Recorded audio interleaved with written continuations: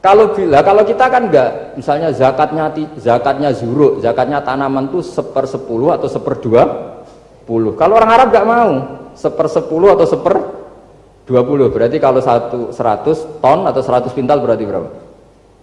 10 atau 5 kan? 1/10-nya 100 berapa? 10.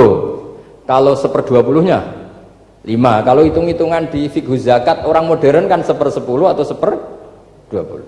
Kalau orang Arab nggak mau bilang gitu. Zakatnya zuru itu al-usyur 1/10. Berarti per 100 ton misalnya 10. Atau nisful usyur, separuh dari 1/10. Jadi nggak mau bilang 1/20. Usyur atau nisful usyur. Gampang mana coba? Ya kan, usurnya kan 10. Kalau nisful usur 5 atau 1/20. Daripada gawe poro gapet, wah seruat. Jadi kita ini yang kelihatan goblok matematikanya ya pinter juga gitu. Meskipun ya tetap goblok karena ada anak uni gitu. Sehingga di pondok itu ya dulu diajarkan faraid, falak itu ya gampang sekali karena memang hitungan Arab gitu. Kalau bilang 2/3 itu sulusani apa? Jadi 6. 2/3-nya 6 berapa? 6 sulusnya berapa? Sepertiganya 2. Nah, sepertiga itu sepertiga 2 kali. Berarti berapa? 4. Ya, 6 itu 2/3-nya kan? Pokoknya bahasa Arabnya sulusan. Kalau orang terjemahnya berapa? Kalau orang 2 kali sepertiga. 2/3. Sulusan itu 2/3. Nah, itu kalau orang Arab bilang enggak 2/3, sulusani. Sepertiga 2 kali. Jadi 6 di sepertiga dulu 2. Nah 2 itu 2 kali. Berarti berapa? 4. Jadi itu. Nah Quran itu ya kira-kira gitu. Jadi kelihatannya goblok, tapi itu pinter gitu. Yang porogabet kelihatannya pinter, tapi tidak pinter. Ukuran orang pinter yang mempermudah yang sulit. Jangan mempersulit yang mudah kan itu. Makanya saya bilang ini yang pinter yang mana. Nah, saya kembali lagi ke tadi. Jadi agama ini datang dengan sebegitu mudah. Sampai matematika yang katanya sulit, itu matematika Islam itu mudah sekali. Karena tadi, misalnya kalau 1 miliar zakatnya 2,5% berapa? Kan pusing kan? Tapi kalau kamu pakai teori rubul usur 1 miliar, usurnya 100 juta. 1/4-nya 25 juta. Berarti per 1 miliar. Gampang mana coba sama ngomong itu? Nanti ada yang nyeleduk gampang kalkulator Gus. Ya ribet lagi kan kalau kalkulatornya pas hilang. Atau pas dipakai anaknya belajar daring, ribet kan HP-nya. Jadi ini cerita ya. Jadi seperti yang dikatakan Pak Rektor tadi, sebetulnya ciri utama ilmuwan atau ulama atau profesor atau doktor itu usahakanlah yang mudah itu, yang sulit itu menjadi apa? Mudah. Yuridu wa bikumul yusra wa la yuridu bikumul usra. Sehingga kata Imam Alamudi, dia menjadi wali besar itu justru karena belajar tauhid. Yang dari belajar matematika tadi, dari matematika dia tahu bahwa angka berapapun jumlahnya itu binisbat ilal wahid, itu semuanya nisbatul far'i ilal asli. Semua itu cabang dari satu.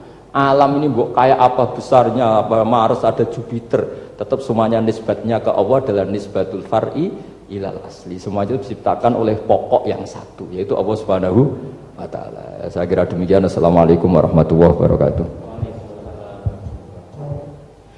Disampaikan terima kasih, wajazakumullahu khairan. Yang kami hormati, acara selanjutnya adalah sesi tanya jawab.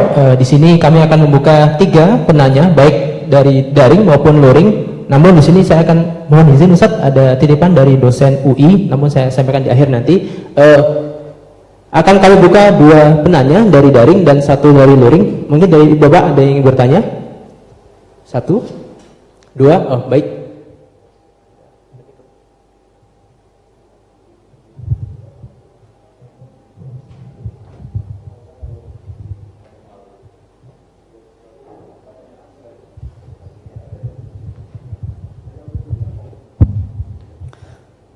Assalamualaikum warahmatullahi wabarakatuh.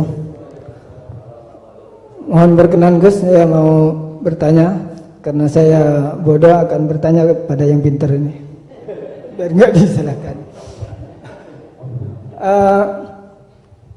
mana ya, langsung ke pertanyaan, lebih penting mana antara pinter dengan cerdas? Karena ada anekdot Madura itu, karena orang Madura kan terkenal anekdotnya ya. Pada suatu saat di sekolah SD itu ada upacara, kemudian ada di anekdot itu ada menteri yang menanyakan kepada salah satu guru bahwa tiang bendera ini berapa tingginya. Oleh seorang guru itu manggil murid untuk naik ke tiang bendera itu untuk mengukur tingginya tiang bendera itu.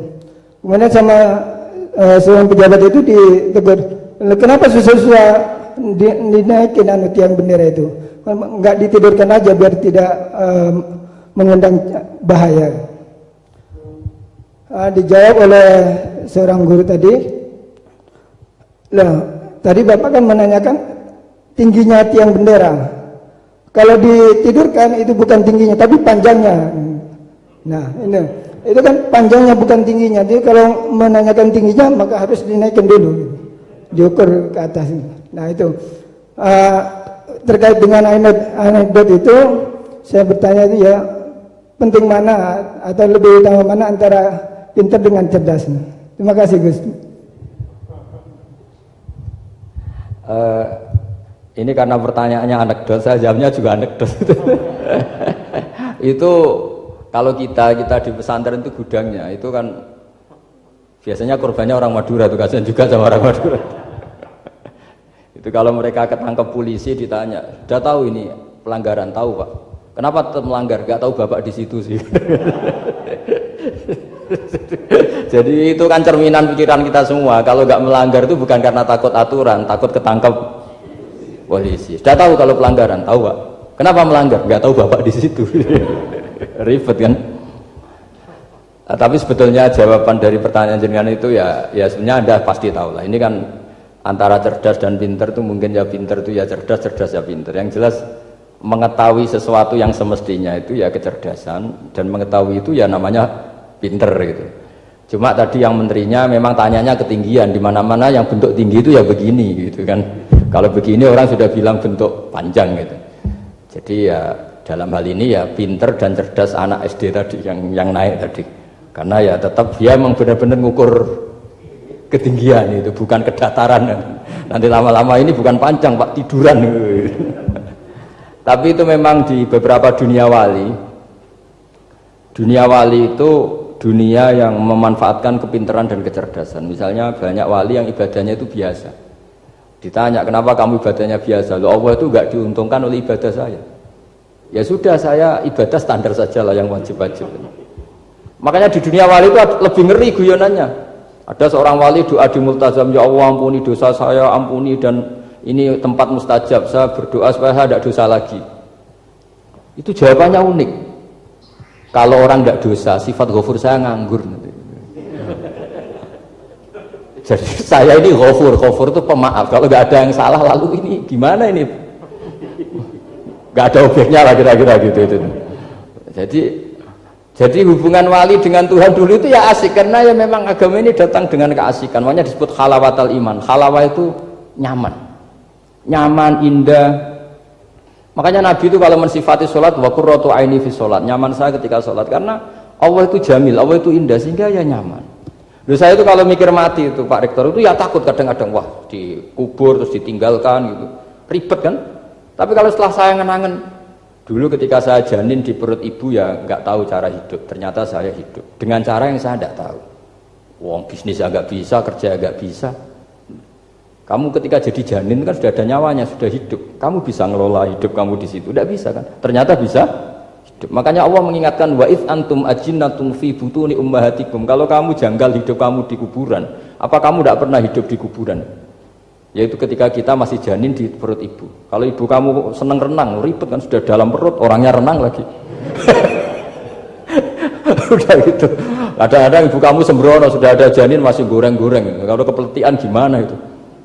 Tapi Allah tahu cara ngelola kehidupan kita zaman masih apa? janin. Ya kita hidup ya ada bayi yang gendut bahkan sampai disesar karena saking gendutnya. Wah itu bayi tauhidnya tinggi itu sudah tahu kalau yang ngurusi Allah ndablek saja ada sampai gendut. Ya artinya kalau sudah lihat itu ya sudahlah.